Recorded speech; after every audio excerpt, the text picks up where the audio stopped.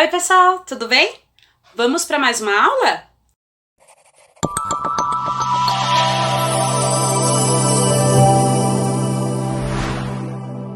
Olha só, na aula de hoje nós vamos aprender então especificamente sobre os povos da Mesopotâmia, como eu tinha falado na aula anterior. Então hoje a gente vai analisar povo por povo, ok?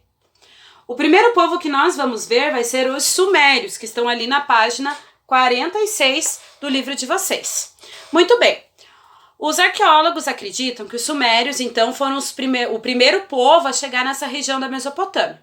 Não se sabe muito bem da onde, sabe que eles eram mais do norte, mas não sabe por que eles saíram da região que eles estavam. Sabemos que antes eles podem ter sido povos nômades, e uma das hipóteses para que eles tenham vindo para essa região da Mesopotâmia é justamente porque ali, próximo dos rios, você tem a possibilidade da agricultura, porque a terra é realmente muito fértil. Outra coisa é que essa região, ela tem barreiras naturais que poderiam protegê-los de povos inimigos. Então você tem cadeia de montanhas, tem desertos, tem os próprios rios. Então tudo isso facilitaria o desenvolvimento da civilização suméria nessa região da Mesopotâmia.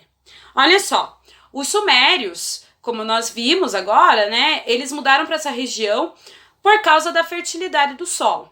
Lembrem-se que a economia principal desses povos vai ser a agricultura e a criação de animais.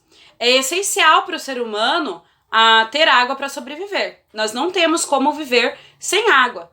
Então era natural que povos buscassem locais para habitar, para construir suas cidades, em locais que tivessem realmente água para eles se desenvolverem. No caso dos sumérios, eles não desenvolveram um reino unido.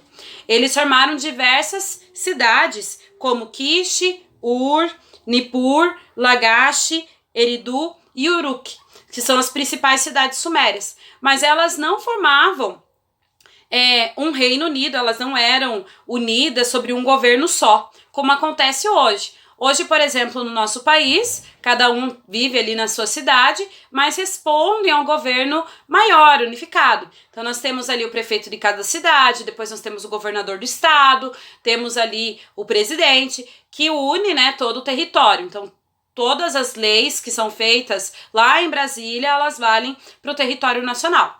Isso não acontecia com os povos sumérios. Cada cidade, ela era independente. Cada prefeito, se a gente pode chamar assim, ou chefe político da cidade, é que decidia as leis que seriam aplicadas justamente naquela cidade.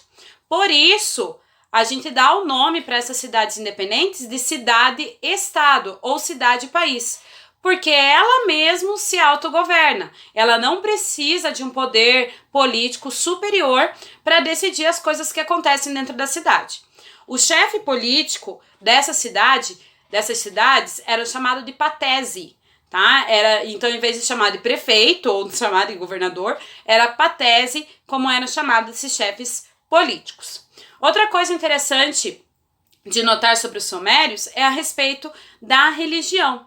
Os sumérios, eram politeístas, isso quer dizer que eles adoravam diversos deuses.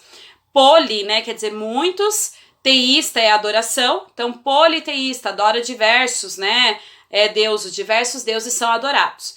No caso dos sumérios, esses deuses eram relacionados a forças da natureza, a 4 elementos principais: céu, terra, ar e água.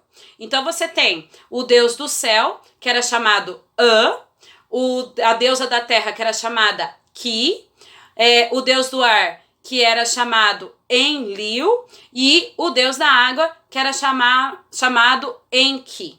E esses 4 deuses eram adorados aí pelos sumérios. E eles eram considerados os mais importantes, lógico, porque todos eles estavam relacionados também com as forças da natureza.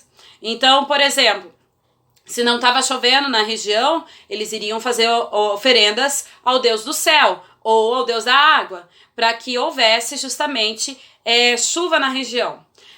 se tivesse problemas com a agricultura ou quisessem ser abençoados na agricultura, eles iam fazer suas oferendas, seus sacrifícios para a deusa da terra, Ki. Então, cada um desses elementos vai ser bastante importante também na cultura suméria. Bom, se atribui aos sumérios o uso da escrita, primeiramente nessa região. A escrita utilizada por eles era a escrita pictográfica. O que isso quer dizer? Eram desenhos que se autoexplicavam. Como assim?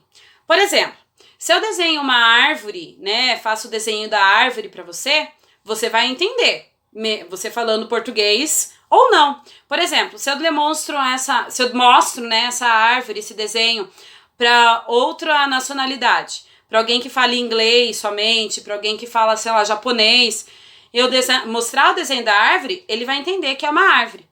Esse tipo de escrita é chamada de pictográfica, onde então o desenho se auto mesmo explica. Posteriormente, esse tipo de escrita ele vai sendo alterado. Nós vamos ver isso mais pra frente, ok? Então, nós vimos aí algumas coisas a respeito dos sumérios. Vamos relembrar? Primeiro, os sumérios eles vieram para a Mesopotâmia para conseguir uma melhor condição de vida. Principalmente porque a Mesopotâmia era fértil e também tinham barreiras naturais ali para eles se protegerem. Segundo, eles construíram as primeiras cidades da Mesopotâmia. E essas cidades eram cidades-estados, eram cidades independentes que eram governadas por um patese, né, por um chefe político.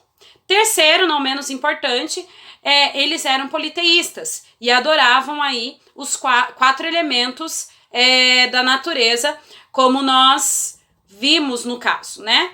É interessante, e isso eu queria parar um pouquinho, para a gente analisar a diferença entre politeístas e monoteístas.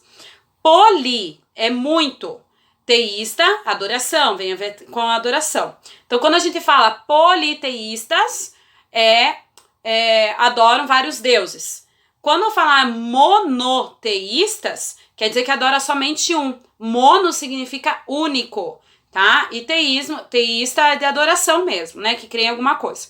Então, no caso, povos monoteístas adoravam somente um deus. E povos politeístas adoram vários deuses, né? Vários deuses. Só para deixar claro isso daí. Não perca aí a próxima aula e lembre-se, faça as atividades que estão ali embaixo e publique elas na data correta, tá? Não perca a data ali de publicação das atividades. Tenham todos um ótimo dia, beijinhos, tchau, tchau!